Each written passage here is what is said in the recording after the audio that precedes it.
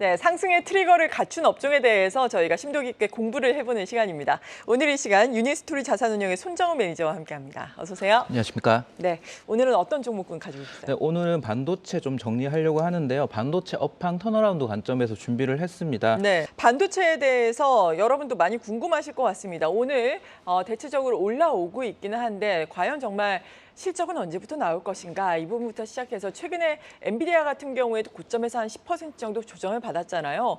이렇게 조정을 받으다 꺾이는 것은 아닌가, 이제 다시 올라가는 것인가, 어떻게 판단하고 계신 거예요? 네, 결론적으로는 지금부터는 반도체 업황의 회복과 실적 회복에 대해서 베팅을 하는 시점이기 때문에 네. 주식적으로, 주가적으로는 편해지는 국면이 들어갔습니다. 그래서 업종도 다변화될 것 같고요. 우선 이 필라델피아 반도체 지수 내에서 네. 구성 종목들의 수익률을 한번 점검을 해봤는데요. 올해 수익률의 1등은 이제 엔비디아이고 2위가 AMD.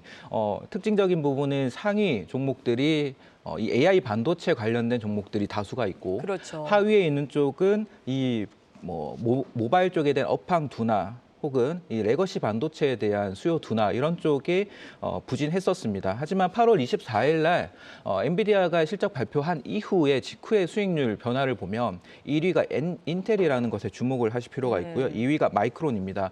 엔비디아는 차익 시현으로 가장 많이 하락을 했는데 어제 미국 시장에서 유의미한 변화가 나타났죠. 결론적으로는 이러한 반도체 지수의 흐름을 봤을 때 반도체 지수 자체가 약세를 보이는 것은 아니다. 엔비디아 주도의 흐름에서 인텔의 영향력이 높아지고 있다라고 판단을 하고, 마이크론의 경우에는 메모리 반도체 업황의 회복을 반영하고 있고, 퀄컴은 중국 모바일 업황의 회복을 반영하고 있다는 것을 읽을 수 있습니다. 다음 한국 시장에 대해서도 똑같은 맥락으로 시가총액 상위 종목, 반도체 종목들의 수익률을 비교를 해보면 네. 똑같은 양상이 나타나는데요. 올해 수익률 상위 종목들은 대부분 후공정에 관련된 종목이었고, 하위 종목들은 대부분 전공정에 관련된 종목이었는데, 오늘부터는 아마 전공정에 대한 관심도가 높아지지 않을까라고 생각을 합니다. 네. 8월 24일 마찬가지로 이후 수익률을 비교를 해보면 가장 높은 수익률을 기록한 두 종목이 유진테크와 하나머티리얼즈입니다. 유진테크 오늘도 많이 올라가는 것 같고요. 그리고 가장 낮은 수익률을 기록을 한 게 이오테크닉스와 ISC인데 후공정 관련주라는 거죠. 전공정 관련주들의 차별적인 주가 상승이 나타나고 있다. 또 특징적인 부분은 삼성전자의 수익률이 하이닉스보다 최근에는 앞서고 있다. 네. 이 부분은 하이닉스에 뒤처져 있던 삼성전자 HBM에 대한 기대감이 올라가고 있고, 메모리 반도체 업황 회복에 대한 기대감이 반영되고 있다는 것을 의미하겠습니다. 네, 그렇군요. HBM도 디램의 종류잖아요. 디램의 종류에 대해서 좀 설명을 해주시면서 HBM 그래도 뭐 올해 120%, 내년에 한 60% 정도 고성장을 여전히 이어갈 것이다, 이런 전망들 나오고 있는데 이 부분에 대해서 설명을 추가적으로 해주신다면요. 제가 말씀드리는 현재 메모리 반도체 업황의 회복은 디램을 얘기를 하는 것입니다. 네. 그리고 HBM은 이 디램에서 현재 가장 수요가 좋은, 성장성이 좋은 메모리인 거죠. 네. 먼저 디램에 대해서 정리를 좀 해보면, 디램 메모리 반도체의 전방 수요를 비중별로 보면 서버가 43%, 모바일이 33%, 나머지 PC가 10% 정도를 차지를 합니다. 이 서버에 들어가는 메모리 반도체를 스탠다드 DDR이라고 하고요. 우리가 이 DDR을 세 가지로 구분을 하면 스탠다드 DDR, 모바일 DDR, 그래픽 DDR로 구분을 합니다. DDR은 CPU 클럭 한 주기당 2번 데이터 전송, 기존의 싱글 데이터보다 더블 레이트로 2배 빨라졌다는 것을 의미를 하고요. 이 모바일 DDR의 경우에는 스마트폰으로 주로 사용을 하죠.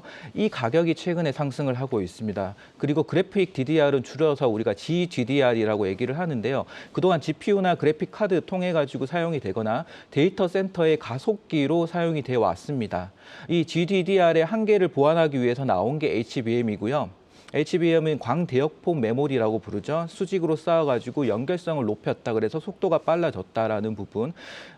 이 HBM2 중심에서 올해부터는 HBM3 중심으로 넘어가게 되고, 이 HBM2부터 엔비디아가 AI 가속기에 탑재를 하게 됩니다.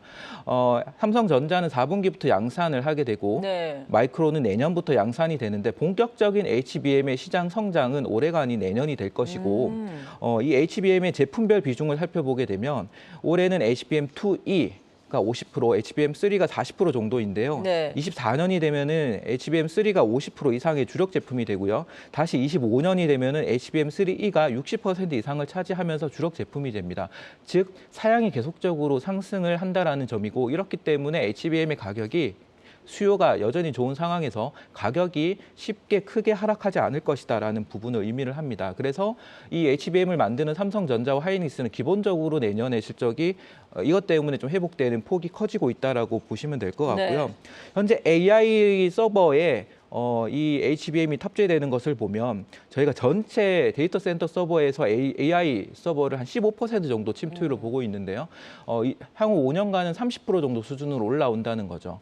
그러면 이 AI 가속계에 들어가는 HBM의 탑재량도 같이 증가하는데 앞서 말씀드린 대로 사양이 증가하기 때문에 HBM의 수요는 더욱 가파르게 증가할 것이다라고 볼 수가 있습니다. 마지막으로 하이닉스 2분기 실적을 통해서 얻을 수 있는 힌트는 하이닉스에서 AI 서버 향으로 들어가는 매출 비중이 대략 12% 정도가 돼요. 이게 내년이 되면 20% 이상이 됩니다. 즉 하이닉스는 2분기 실적이 좋았던 이유가 3분기에도 유지가 되고 내년에도 유지가 되는 상황에서 범용성의 D램에 대한 업황 회복이 중요한 시점이었고 추가적으로 낸드의 업황 회복이 중요한 시점인데 이제부터는 하이닉스보다는 삼성전자가 이러한 관점에서 HBM에 대한 수요에 대한 기대감으로 주가가 좀 더 올라올 수 있는 구간이 좀 편한 구간이 되었다라고 의미하겠습니다. 네, 그렇군요. 삼성전자 이에 따라서 조금 더 관심을 가지고 지켜보면 좋을 것 같은데 메모리 반도체의 턴어라운드 전망은 지금 어떻게 변화를 하고 있습니까?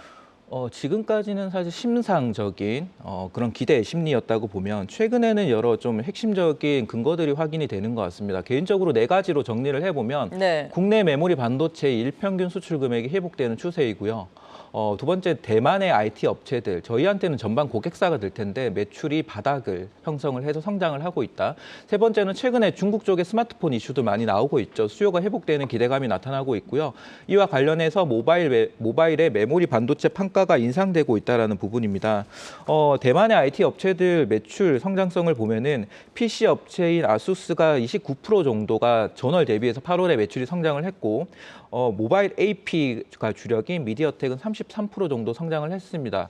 물론 바닥에서 매출 상승이기 때문에 네. 좀 더 지켜봐야겠지만은 큰 폭의 매출 성장이었다는 점에서 우리 메모리 반도체의 업체로서는 전방 고객사, 다양한 고객사에서 재고 소진, 재고 조정이 마무리되면서 이제는 시장이 회복되는 흐름을 좀 포착할 수 있다는 것이고요.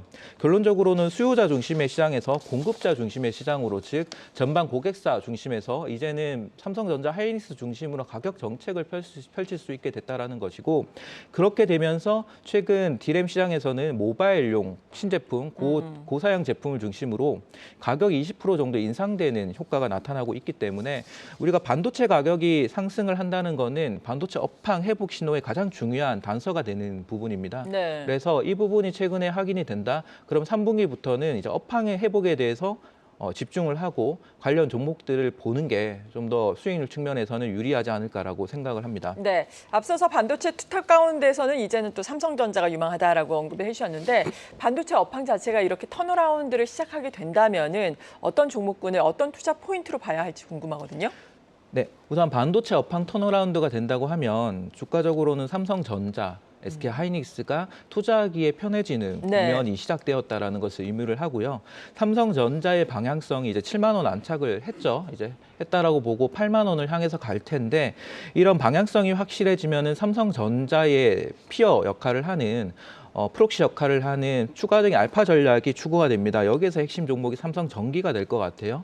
2분기 실적 서프라이즈를 기록을 했는데 3분기는 긍정적 전망입니다. 하지만 주가는 부진했는데 중국에 대한 수요 둔화 우려를 여전히 반영을 했는데 앞서 제가 계속 중국의 스마트폰 수요 회복과 그럼 D램 가격 상승에 대해서 얘기를 드리고 있지 않습니까? 그래서 삼성전기에 대해서도 네. 안 좋게 볼 필요가 없다라는 부분이고요.